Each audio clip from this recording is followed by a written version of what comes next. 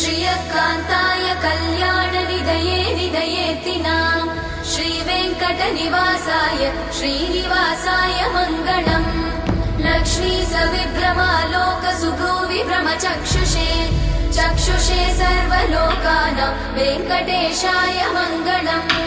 श्रीवेङ्कटाद्रिशृङ्गाग्रमङ्गलाभरणाग्रये मङ्गलानां निवासाय श्रीनिवासाय मङ्गलम्। सर्वावयव सौन्दर्य सम्पदा सर्वचेतसां सदा सम्मोहनायास्तु वेङ्कटेशाय मङ्गलम्।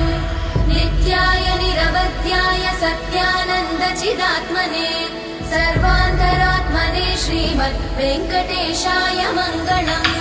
स्वतः सर्वविदे सर्वशक्तये सर्वशेषिने सुलभाय सुशीलाय वेङ्कटेशाय मङ्गलम्।